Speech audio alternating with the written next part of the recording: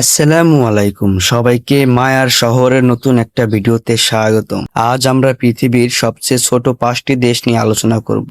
এই দেশগুলো আয়তনে ছোট হলেও তাদের ইতিহাস, সংস্কৃতি এবং বৈশিষ্ট্য অত্যন্ত আকর্ষণীয়। চলুন শুরু করা যাক। পঞ্চম দেশটি হলো সান মেরিনো, যার আয়তন 61 বর্গ কিলোমিটার। এটি ইতালির মধ্যে অবস্থিত এবং বিশ্বের প্রাচীনতম প্রজাতন্ত্রগুলোর মধ্যে একটি। সান মেরিনো তার পাহাড়ি দৃশ্য, মধ্যযুগীয় দুর্গ এবং ঐতিহাসিক স্থানগুলোর জন্য বিখ্যাত। এই দেশটির অর্থনীতি পর্যটন, স্ট্যাম্প এবং কয়েন বিক্রির উপর নির্ভরশীল। চতুর্থ দেশটি হলো টুভালু, যার আয়তন মাত্র 26 বর্গ কিলোমিটার। এটি প্রশান্ত মহাসাগরের একটি ছোট্ট দ্বীপ রাষ্ট্র। টুভালু তার প্রাকৃতিক সৌন্দর্য এবং সমুদ্র সৈকতের জন্য বিখ্যাত। তবে জলবায়ু পরিবর্তনের কারণে সমুদ্র পৃষ্ঠের উচ্চতা বৃদ্ধির কারণে এই দেশটি হুমকির মুখে রয়েছে। টুভালুর জনসংখ্যা মাত্র 11,000 এবং এটি বিশ্বের সবচেয়ে কম পরিদর্শন করা দেশগুলোর মধ্যে একটি। তৃতীয় দেশটি হলো নাউরু, যা প্রশান্ত মহাসাগরে অবস্থিত।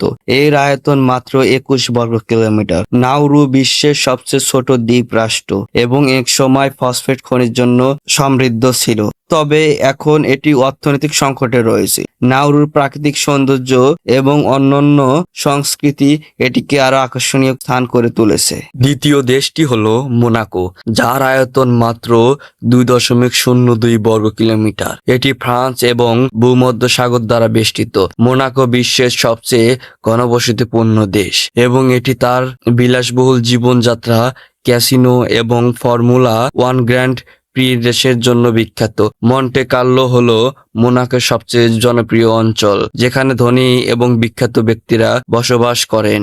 প্রথম দেশটি হলো ভ্যাটিকান সিটি, যা পৃথিবীর সবচেয়ে ছোট দেশ। এর আয়তন মাত্র 0.49 বর্গ কিলোমিটার এবং এটি ইতালির রোমান শহরের মধ্যে অবস্থিত। ভ্যাটিকান সিটি রোমান ক্যাথলিক চার্চের কেন্দ্র এবং পোপের বাসস্থান। এখানে সেন্ট পিটার্স ব্যাসিলিকা এবং সিন্টন চ্যাপেলের মতো ঐতিহাসিক স্থান রয়েছে। মজাদার বিষয় হলো এই দেশটির নিজস্ব মুদ্রা, পোস্ট অফিস এবং একটি রেডিও স্টেশনও আছে। তো বন্ধুরা, আজ আমরা পৃথিবীর 5টি ছোট দেশ সম্পর্কে জানলাম। এই দেশগুলো আয়তনে ছোট হলেও তাদের ইতিহাস, সংস্কৃতি এবং বৈশিষ্ট্য অত্যন্ত সমৃদ্ধ। যদি আপনি এই দেশগুলো সম্পর্কে আরো জানতে চান তাহলে নিচে কমেন্ট করুন আর ভিডিওটি লাইক এবং শেয়ার করতে ভুলবেন না। আগামী ভিডিওতে আবার দেখা হবে। সবাই ভালো থাকবেন, সুস্থ থাকবেন। আল্লাহ হাফেজ।